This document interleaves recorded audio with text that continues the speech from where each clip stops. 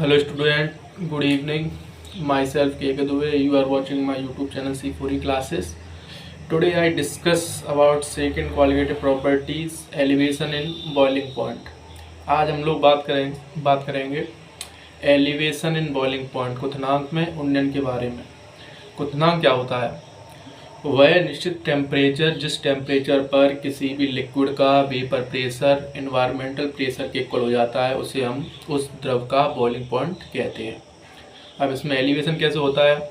जब भी किसी सॉल्वेंट जैसे जल में कोई भी हम नॉन वोलेटाइल पदार्थ जैसे ग्लूकोज या NaCl मिलाते हैं तो जो सॉल्यूशन बनता है उसका वेपर प्रेशर डिक्रीज हो जाता है। क्यों हो जाता है? क्योंकि सॉल्यूशन में जो पार्टिकल्स होते हैं उनके अणुओं के बीच लगने वाला इंटरमोलिकुलर फोर्स स्ट्रॉन्ग हो जाता है।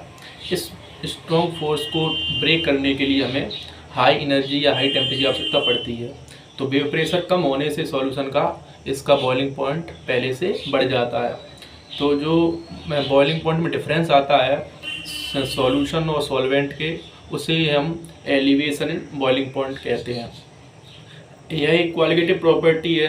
अतः एलिवेशन बॉइलिंग पॉइंट सॉल्यूशन की मोलालिटी के प्रोपोर्शनल डायरेक्टली प्रोपोर्शनल होता है। तो delta TB equal to K B into molality. तो delta TB equal to K B into small W into 1000 upon small M into capital W.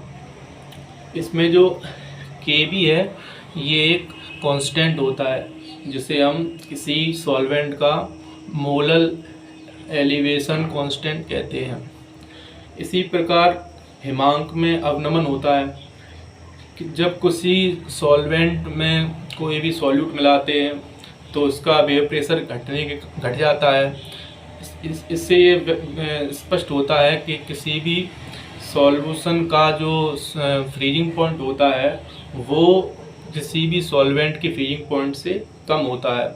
ऐसा क्यों? Freezing point क्या होता है?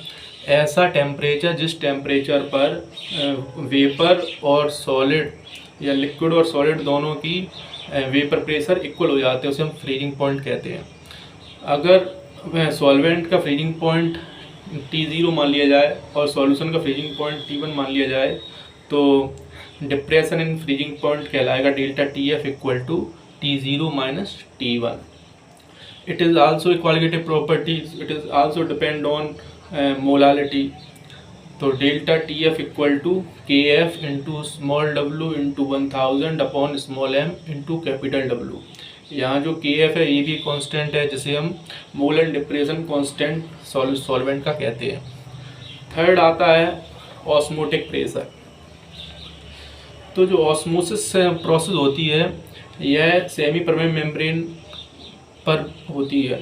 इसके एक तरफ हम सॉल्वेंट भर लेते हैं, एक तरफ हम सॉल्यूशन भर लेते हैं।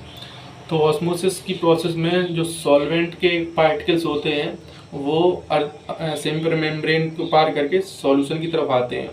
दूसरे शब्दों में कह सकते हैं कि अगर एक तरफ हम लोग लो कंसनट्रेशन सॉल्यूशन भर लें और एक तरफ हाई कंसनट्रेशन सॉल्यूशन भर लें तो जो सॉल्वेंट के पार्टिकल्स हैं वो लेस ऑस्मोटिक प्रेशर वाले लिक्विड से हाई ऑस्मोटिक प्रेशर वाले लिक्विड की तरफ गमन करते हैं। इस ऑस्मोसिस की प्रोसेस को रोकने के लिए हम सॉल्यूशन की ओर एक एक्सटर्नल प्रेशर लगाते हैं। तो वह एक्सटर्नल प्रेशर जिसके कारण ये प्रोसेस जो है वो रुक जाए उस प्रेशर को हम ऑस्मोटिक प्रेशर कहते हैं। Osmotic pressure also qualitative property, so it is also depend on number of particles of the solution. तो pi equal to WST upon MB। अगर आप चैनल पर नए चैनल सब्सक्राइब कीजिए और आपके कोई भी डाउट्स हो तो कमेंट और टाइप कीजिए। Thank you.